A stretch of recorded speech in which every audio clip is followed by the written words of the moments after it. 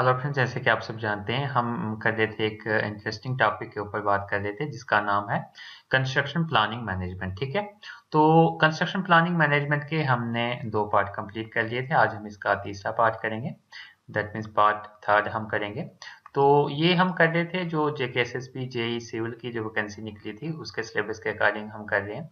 तो ये जो सिलेबस है जेकेएसएसबी सिविल का, तो ऑलमोस्ट अदर स्टेट्स के भी जो एग्जाम है जे या ए लेवल के, तो उनमें भी ऐसा जैसा ही सिलेबस होता है। ठीक है, तो आप देख सकते हैं अपने सिलेबस के अकॉर्डिंग और अपने टॉपिक के अकॉर्डिंग आप देख सकते हैं कि आपके सिलेबस में कौन सा टॉपिक है। ठीक है, तो जो फर्स्ट 2 लेक्चर्स थे, फर्स्ट और सेकंड लेक्चर थे, उसमें हमने देखा था प्रोजेक्ट नेटवर्क डायग्राम के बारे में, वो क्या होता है। आई होप आपने वो देख लिए होंगे।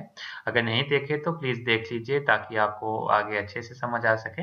उसके बाद आज का हमारा जो टॉपिक है वो बड़ा इंपॉर्टेंट टॉपिक है, जो है पर्ट एंड सीपीएम के ऊपर। ठीक है, कि हमारे पास पर्ट क्या होता है, सीपीएम क्या होता है। तो ये एक बहुत ही इंपॉर्टेंट टॉपिक है पर्ट एंड सीपीएम का। इसकी पूरी एक बुक है पर्ट एंड सीपीएम के ऊपर, लेकिन हमें जो है जेकेएसएसबी का सिलेबस हम कर रहे हैं तो उसमें हमें इतना डीप में नहीं जाना है, हमें बेसिक चीजें देखनी है। ठीक है, तो मोस्टली इस पार्ट और सीपीएम में से यहाँ पे आपको जो एग्जामिनेशन पॉइंट के अकॉर्डिंग हम देखें तो आपको फुल फॉर्म वगैरह आ सकती है। जैसे आपको बताया बताया जा सकता है कि पर्ट स्टैंड फॉर। ठीक है, तो पर्ट का मतलब क्या आता है, तो इसकी आपको क्या करनी है, फुल फॉर्म बता देनी है, इसकी जो भी है फुल फॉर्म बता देनी है। ठीक है, तो यहाँ पे जैसे ही हम नीचे जाएंगे तो वो मैं आपको बता दूंगा। ठीक है, तो सबसे पहले हम देख लेते हैं पर्ट सीपीएम क्या होता है। तो पर सीपीएम हमारे पास क्या है, 2 स्टैटिस्टिकल टूल्स हैं। ठीक है, स्टैटिस्टिकल टूल्स का मतलब होता है ये स्टैटिक्स इसमें यूज होती है। ठीक है, स्टैटिस्टिकल टूल्स है,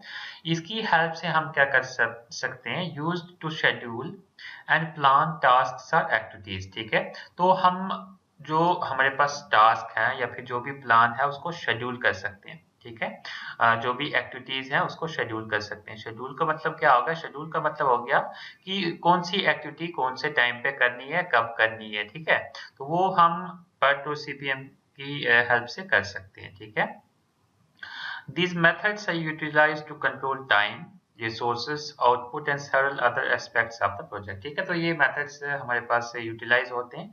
इससे हम कंट्रोल कर सकते हैं टाइम को, हम रिसोर्सेज को कंट्रोल कर सकते हैं, उसकी आउटपुट को कंट्रोल कर सकते हैं और सेवरल अदर एस्पेक्ट हम देख सकते हैं। जैसे कि मान लेते हैं टाइम को कैसे कंट्रोल कर सकते हैं, जैसे कि हम जो पर्ट और सीपीएम की हेल्प से कुछ नेटवर्क्स बनाते हैं जिसकी वजह से हम टाइम भी सेव कर सकते हैं। कंट्रोल करना मतलब टाइम को सेव कर सकते हैं, टाइम को बचा सकते हैं।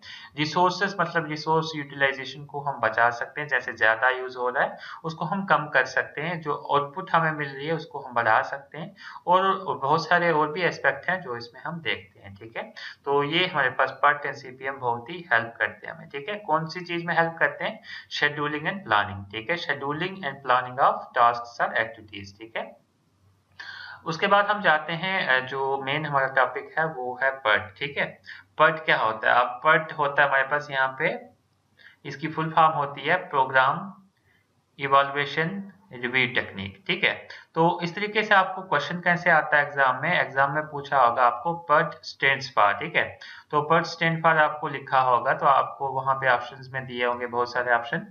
एक ऑप्शन में आपको लिखा होगा प्रोग्राम इवैल्यूएशन रिव्यू टेक्निक। ठीक है, तो यहाँ पे एंड भी लिखा हो सकता है। ठीक है, program evaluation and review technique. ठीक है, तो आपके पास अगर ऐसा ऑप्शन दिख रहा है आपको ऑप्शंस में, 4 ऑप्शन में, तो आपको ये वाला टिक करना है। या तो ये वाला दिख रहा है प्रोग्राम इवैल्यूएशन रिव्यू टेक्निक, या तो ये वाला दिख रहा है program evaluation and review technique. ठीक है, तो आपको वो वाला ऑप्शन टिक कर देना है। ठीक है, तो हम देख लेते हैं पर्ट क्या होता है, हमने इसकी फुल फॉर्म देख ली। उसके बाद हम देखते हैं कि ये कहाँ पे यूज होता है। ठीक है, it is used to plan and identify the time taken to complete the particular activity in the project। ठीक है, तो सबसे पहले तो ये यूज कहाँ होता है, प्लानिंग में। ठीक है, जो हम प्लानिंग करते हैं, कोई भी हमारा प्रोजेक्ट है, जैसे बिल्डिंग का प्रोजेक्ट है या ब्रिज का प्रोजेक्ट है, उसको प्लान करने के लिए, प्लान का मतलब होता है कि हम जो हमने बिल्डिंग बनानी है या ब्रिज कोई भी हमने स्ट्रक्चर बनाना है, तो उसमें कौन कौन सी चीजें लगेंगी, कौन कौन सी चीजें कब यूज होंगी, तो वो हो गया हमारा प्लान।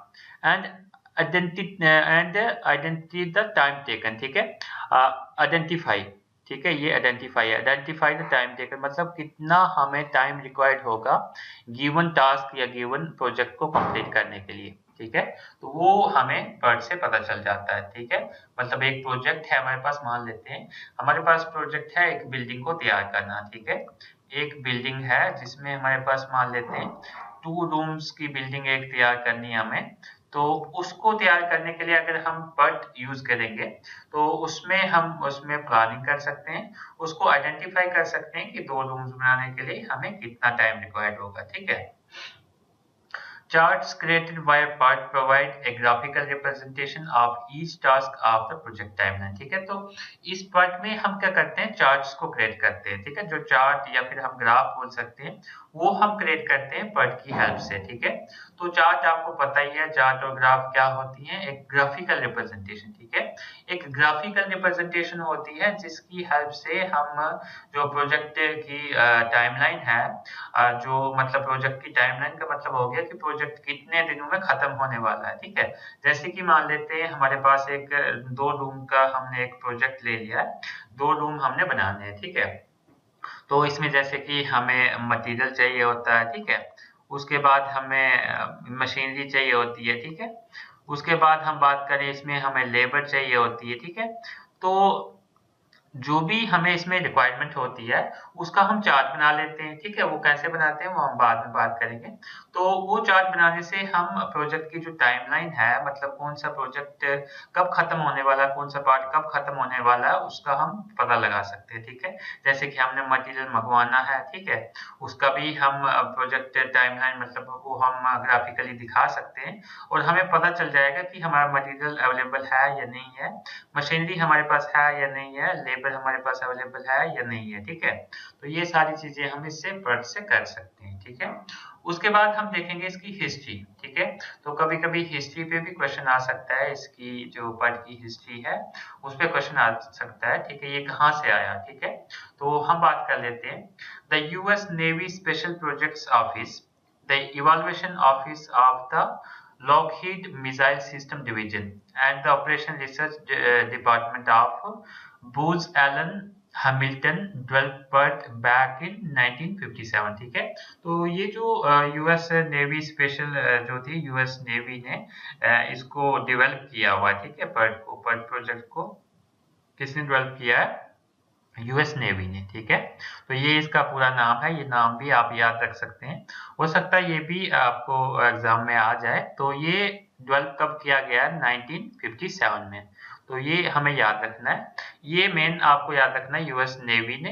ठीक है, और उसके बाद आपको याद रखना है 1957 में डेवलप किया during the production of UGM-27 Polaris missile of the US navy. तो ये बहुत ही इंपॉर्टेंट नाम है जो आपको याद रखना है, ये है UGM-27 Polaris missile of the US navy. ठीक है, तो ये मिसाइल का नाम है, तो इसके लिए इसकी प्लानिंग, इसकी जो टाइमिंग है उसके लिए इन्होंने डेवलप किया था यूएस नेवी ने PERT को। ठीक है, उसके बाद लेटर हम बात करें, इट वाज इम्प्लीमेंटेड इन 1968। ठीक है, उसके बाद लेटर ये इम्प्लीमेंट हुआ 1968 में, winter Olympics in Grenoble from 1965 until the completion of the event। ठीक है, तो उसके बाद पहले तो ये यूज हुआ 1957 में, उसके बाद ये बाद में इम्प्लीमेंट हुआ 1968 में। ठीक है, winter Olympics in Grenoble from 1965। ठीक है,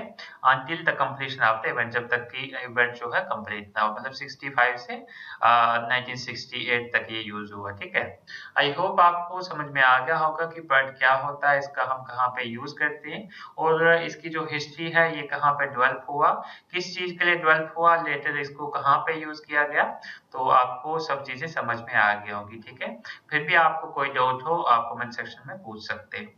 नेक्स्ट हमारे पास इंपॉर्टेंट टॉपिक है CPM। ठीक है, तो PERT हमने देख लिया।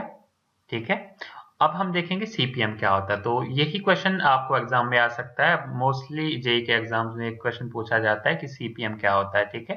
तो सीपीएम की जो फुल फॉर्म है, या फिर CPM stands for critical path method, ठीक है। सीपीएम होता है क्रिटिकल पाथ मेथड। तो ये आपको याद रखना है, ये बहुत सारे एग्जाम्स में एज इट इज पूछा जाता है कि सीपीएम स्टैंड्स फॉर, आपको लिखना है क्रिटिकल पाथ मेथड। मतलब आपको 4 ऑप्शन दिए होंगे, उसमें से ये वाला ऑप्शन आपको टिक करना है, ठीक है।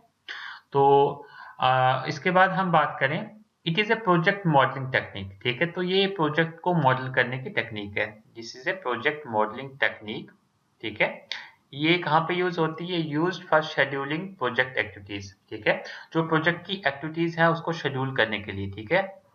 उस पर सीपीएम में हमने पार्ट में क्या देखा था? प्लानिंग एंड शेड्यूलिंग के लिए शेड्यूलिंग करते हैं हम पर से। सीपीएम से हम क्या करते हैं? शेड्यूलिंग, ठीक है। जो भी एक्टिविटीज हैं, जो भी हमारे पास एक्टिविटीज हैं, उसको शेड्यूल करना, ठीक है। तो वो इसका काम है। It simplify finds the maximum time required to complete a specific task, ठीक है।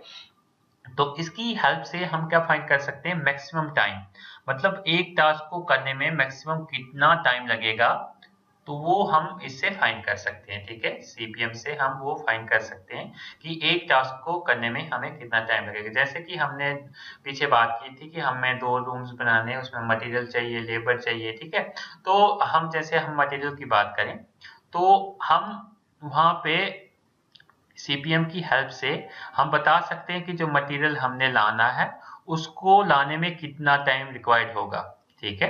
तो वो हम कैलकुलेट कर सकते हैं सीपीएम मेथड से, ठीक है।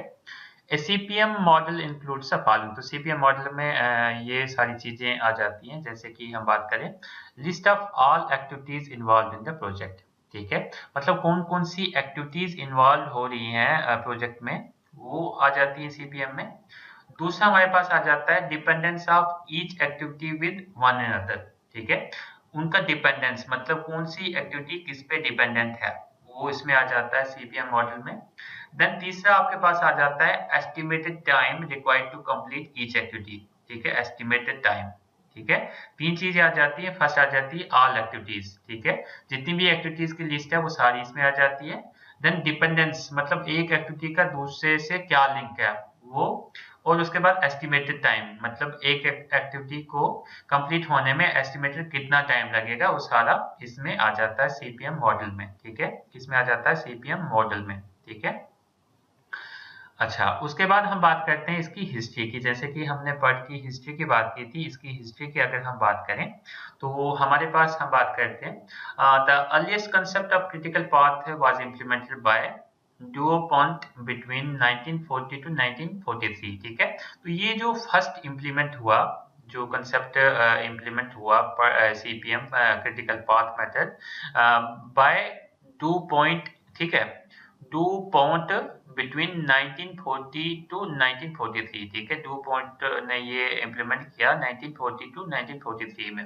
किसके लिए? फॉर द मनहट्टन प्रोजेक्ट, ठीक है। मैनहट्टन प्रोजेक्ट, तो ये एक मैनहट्टन कोई प्रोजेक्ट है, इसके लिए ये प्रोजेक्ट जो सीपीएम जो है मेथड जो है अप्लाई किया गया, which was conducted by the US, ठीक है। तो ये यूएस ने कंडक्ट किया, यूके ने और कनाडा ने, ठीक है। ये 3 कंट्रीज ने कंडक्ट किया ये वाला प्रोजेक्ट, एक यूएस ने, यूके ने, कनाडा ने, during WWII for the production of first nuclear weapon, ठीक है।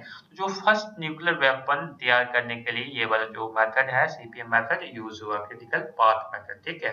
तो ये बड़ा इंपॉर्टेंट क्वेश्चन है कि ये पूछा जा सकता है कि जो क्रिटिकल पाथ मेथड है वो कौन कौन सी कंट्री ने यूज किया। तो आप लिख सकते हैं यूएस, यूके एंड कनाडा। और आप लिख सकते हैं कि कौन सी चीज प्रोडक्शन के लिए यूज किया गया, फर्स्ट न्यूक्लियर वेपन, ठीक है। तो जो फर्स्ट न्यूक्लियर वेपन को प्रोड्यूस करने के लिए ये यूज किया गया था, ठीक है, क्रिटिकल पाथ मेथड, ठीक है। लेटर हम बात करते हैं इसमें Morgan R Walker of DuPont and James G Kelley J R of Remington Rand conceived CPM as a project modeling technique in late 1950, ठीक है। तो उसके बाद लेटर क्या हुआ, जो ये साइंटिस्ट के नाम है मॉर्गन आर वाल्टर, ठीक है, ऑफ डीयू पॉन्ट का जो ये था एक साइंटिस्ट होगा, ठीक है। उसके बाद James E Kelly J are, ठीक है। उसके बाद हम बात करें आप रेमिंगटन रैंग, ठीक है। उनने कंसीव किया कि जो प्रोजेक्ट सीपीएम जो है वो है क्या है, प्रोजेक्ट मॉडलिंग टेक्निक है, ठीक है। प्रोजेक्ट मॉडलिंग टेक्निक है, तो वो उनने डेवलप किया 1950 में, ठीक है। उनने जाना कि ये क्या है, प्रोजेक्ट मॉडलिंग टेक्निक है, ठीक है। The attribution of CPM went to the developers of PERT, which was developed during the same time. PERT and CPM are commonly used in conjunction with each other during project modeling. ठीक है, तो जैसे कि हमने PERT के बारे में भी देख लिया, CPM के बारे में भी देख लिया, ठीक है। तो इनके दोनों के अपने अपने फायदे हैं, ठीक है। तो वो भी हम आगे चीजें सारी देखेंगे, PERT के क्या फायदे हैं, क्या नुकसान है, CPM के क्या फायदे हैं, क्या नुकसान है, ठीक है। तो मोस्टली जो PERT एंड CPM है, जो ये मतलब हम साथ में यूज करते हैं, कंजंक्शन कंजंक्शन होता है, एक साथ इनको यूज किया जाता है प्रोजेक्ट मॉडलिंग के लिए, ठीक है। अगर प्रोजेक्ट मॉडलिंग आपको करनी है अच्छे से, तो ये दोनों PERT और CPM हम एक साथ यूज करते हैं और प्रोजेक्ट की मॉडलिंग करते हैं, ठीक है। आई होप आपको समझ में आ गया होगा PERT क्या होता है, CPM क्या होता है। फिर भी आपको कोई डाउट हो आप कमेंट सेक्शन में पूछ सकते हैं, ठीक है। तो जो जो पॉइंट मैंने हाईलाइट किए हैं वो आपको रिमेम्बर कर लेने, ताकि आपको एग्जाम में ये पॉइंट आ जाएं, तो आपको इजी हो जाए, आपको सारे पॉइंट जो हैं रिमेम्बर होने चाहिए, ठीक है। तो अगर अभी तक आपने चैनल को सब्सक्राइब नहीं किया तो प्लीज सब्सक्राइब कर लें और बेल आइकन को प्रेस करें, ताकि आपके पास जो भी मैं वीडियो लेक्चर डालूं अपने चैनल पे तो आपके पास नोटिफिकेशन आ सके और आपका जो भी लेक्चर्स हैं वो मिस ना हो, ठीक है। और वीडियो अच्छी लगे तो अपने फ्रेंड्स के साथ शेयर करना मत भूलें। Thank you.